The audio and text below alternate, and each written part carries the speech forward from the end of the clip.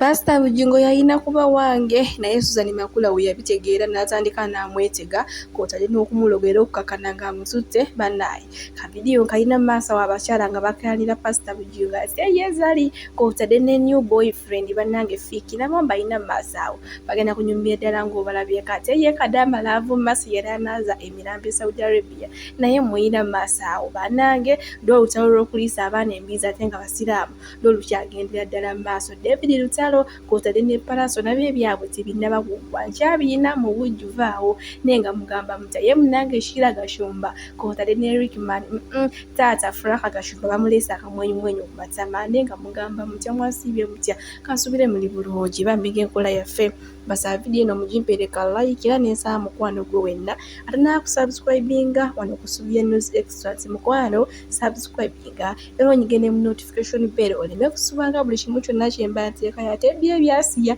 nabyo mbiyina mu maaso awo munnange leero yedduwa ebadde esooka butereevu kanga kutuuseeko mu bujjuvu bannange mingi bwe ntyo nkutandise n'olusuku lwa seminti oba Ronaldo kyalimpa naye ng'ennaku zino yayongererwako n'erya Ssekawere kuba munnange singa toliteekako oyinza okuba ng'okoze ensobi oba ng'ambe munnange nze simanyi kikyatuuka wa lusuku lwa seminti eno twalaba yakava mu kabenje yuno atambulira mu byuma yuno biki ate munnange mulowooza Easter yabali tagenda giyira munda wa mitayimbwa munnange Easter naye abadde agenda giyira munda wa mitayimbwa naye ng'obuzibu kwe buva munnange badde balina gye bamugamba ey'okuyimba kugamba tebyakuze ki tebyagenze bulungi teyayimbye era naye ekyomukisa omulungi afunye omuntu amuyimirira ku beyiro era eyo beyiro emazeewo akakadde kalamba naye ng'atubazeebazeemu nga asigadde abangi obukadde 3 era obukadde 3 agenda buwa mu nnaku ezijjawo mu maaso ate bebiri ku sayidi ezeeyo ez'olusuku lwa seminti naye nga bambi twongere omusabira twongere omuteeka mu ssaala kuba ye bambi ekiri ewuwe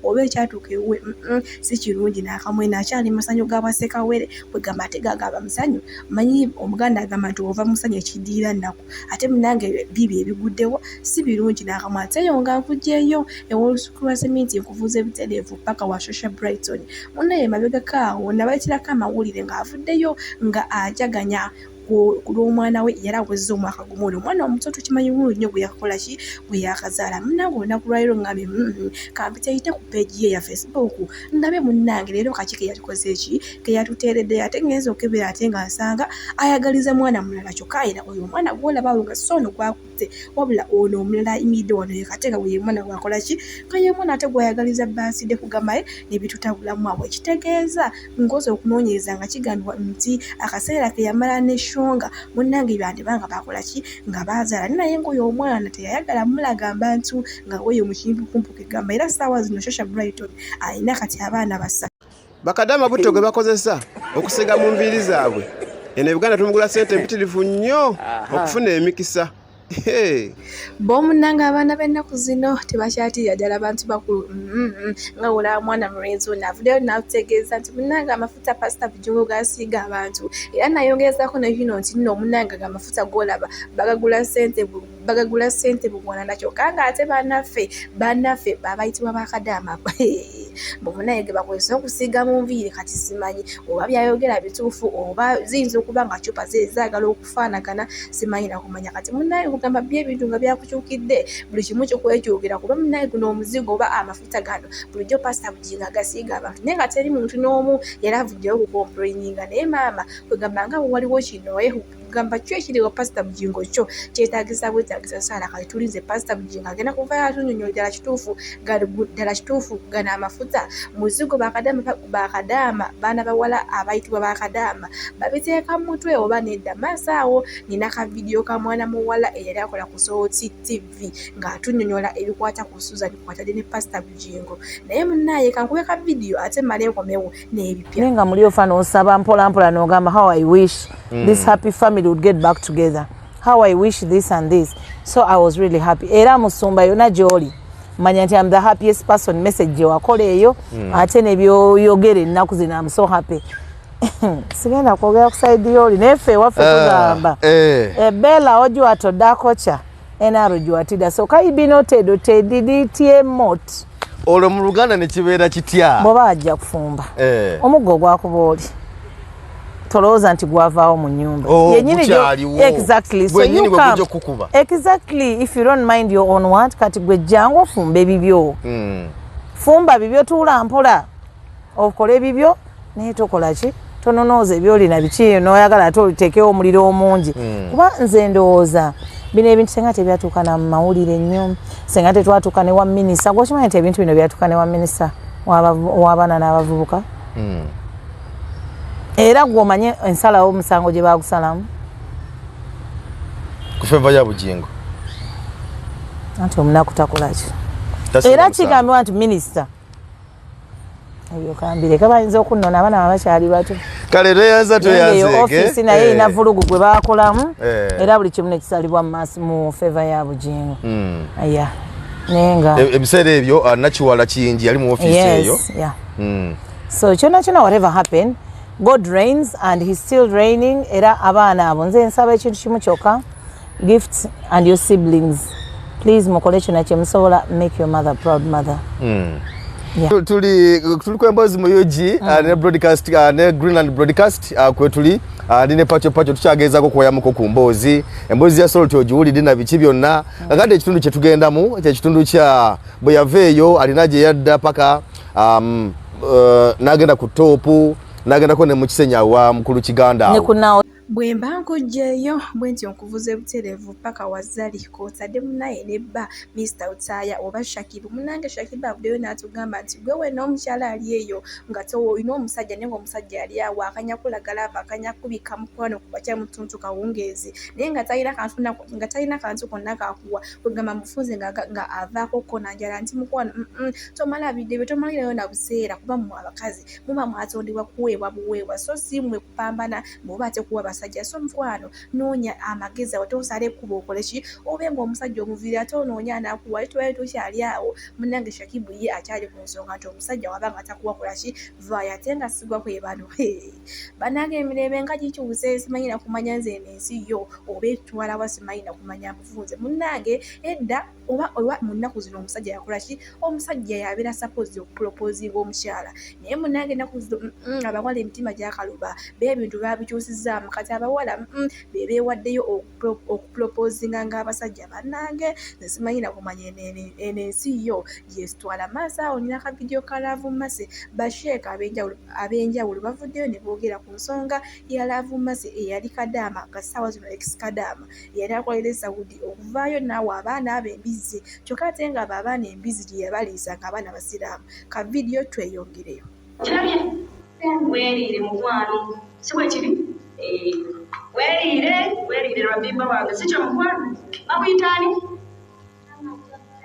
Namatovu Rabimba weeriire mwana wange omukyala Harriet mukyala mulokole n'agamba kamuje kabaale mubulidde nenyama tetta abaana bange obulidde kuleka kitaawo baali kutwala n'avaayo n'agamba nti kati nkutwala mu Buisiraamu ddeyo ng'akulabirira olitufaako buluze nemanu ayogeza kiruyi ku mutima kitaawo bw'ali yagala n'akomawo n'akutwala mu Busiraamu n'akulabirira kiba kitegeeza nti mubazaddemu abaana muganya okubalabirira imaani ebali nnyo nogamba wallahi nafunye ekikyala nja kukisiramula wallahi kyekyo kyennyini kyendyagala imaani ekulinnya wemala okulinnya n'okikunkumulamu abaana 2 3 ng'owetera kugwa ddyo ng'omulekera abaki abaana atobe nabo nga bwe kiri eyo bamaama bangi batoba n'abaana b'abatabuliigi abamu b'abasiraamu abamu yayiya bw'alidde yayiya bw'asuze yayiya bw'ayambadde yayiya asomye atya naye nga taata w'abaana ali eri aniigiina alinze kimu omwana amalirize okusoma nakufumbirwa ajja atulewo nga taata ate asale n'ebintu njagala omutwalo gwa taata bwe muba temumpadde kakadde kamu kitundu simubawa kazi nagamba bambi omwana wange kafumbirwa nkugambye pozi ojja kunoonyayo kitaawo omulala Allahu akbar walillahi alhamd bannange mulabirire abaana be muzikangula toddukanga ku baana bo b'ozaala otobanga n'abaana bo mukyala mugamba agende bibye abakulekera otobe n'abaana bo gwe wenna eyali abazadde mwoyo atali musiraamu ng'oganye okumusomesa obusiraamu weewala abaana bo okugenda okulya embizi ng'ono mulabirira abaana bammwe. Lwaki tutuuseeyo? Lutalo wayogedde bubi nnyo ku Palaso. Wayogedde bubi. Palaso si ye muntu asobola ovaayo ku time eno gy'alina fest aprovokinge Lutalo. Newe kyandibadde nti Kabadi. Lutalo takuggirayo Kabadi. Yalemeramu embeera z'eruweero. Talina Kabadi kayinza kukolera kaba kajja floppinga. Naye Lutalo tatera kwogera. Kiki ekyaleetedde Lutalo okwogera bw'ati? Lutalo tatera. Why would Lutalo go after Palaso? In any case, Palaso toyinza muyita muleekaanyi. Palaso muyimbi. Of all people, Lutalo? David is a simple man. Akola bibye. Ayagalwa abakyala. Ne mumuyita village artist mwabali urban. Tebikola. Bw'otunula ku Lutalo ng'ayimba ng'oli muyimbi. Ensi teremwa kukwata. Why would Palaso want a battle of words with Lutalo? Eno ye disservice. Lutalo yayogedde bubi ku Palaso. Palaso n'aliyakitinga bulungi. Guno gwe mugaso gw'okweyisa obulungi mu society. Muguwulirize bulungi. Waddenga Lutalo yayogedde bubi ku Palaso. Palaso bwe yamuzeemu ekiro kyonna mbadde nga ndaba reaction. Olaba nti abantu bonna nga tebaagala na kuwuliriza Lutalo kye yakoze Palaso. Olwedde nga badifendingiddewo Lutalo. Weeyisenga bulungi. Nga ne bw'okoze ensobi abantu bakufiiririra. Mweno incidence Lutalo ye mukyamu.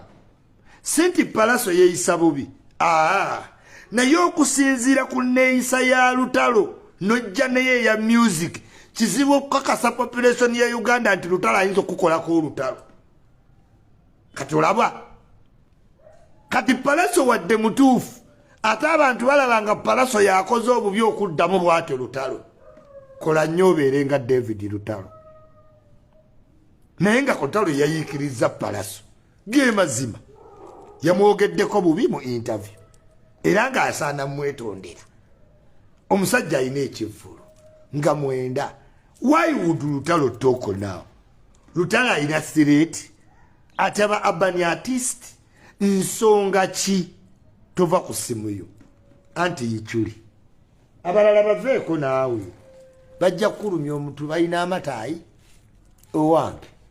Yikyuli atandise okwogera ate ng'owuliriza abalala. Baveeko ky'obola banjogera ku emu bagenda oleeta ebyabwe ebisaabulule nga ndi wala. Eyali asanirira empalaata omutwe sisanirira luba. Ensi ekyuka teweewuunya ng'ekukyukidde. Eyali avuga emmotoka ng'osigaza ya Lubaba. Weeyisenga bulungi mu society. Lutalo endifendinga gye bamudifendinga oyinza okugamba oba ki? Ayimba local music. Akyusa nnyimba za kanda bongo mani oluusi. Naye Palaso wadde ye mutuufu. Kitulaze nti we weeyisa obulungi abantu bali kugaadinga ebbanga lyonna. Ekyo Palaso si kyaguddemu. Lutalo twandibadde tulina engeri tumukayiriddemu Palaso naye titusobola. Olwedde population eri against us. Kati senga Lutalo muyingira wano oyinza olaba ebivumo. Wanga Yikyuli obadde ki? Naye nga nange Lutalo simulaba nkomu Lutalo. Neewuunyiza nnyo we yavudde. Ensonga ki? Lutalo si mukozi wa bupati. Nze baŋŋamba tanjagala. Yagamba akasajja ako. Yagamba Kamiliyoni akasajja okayise.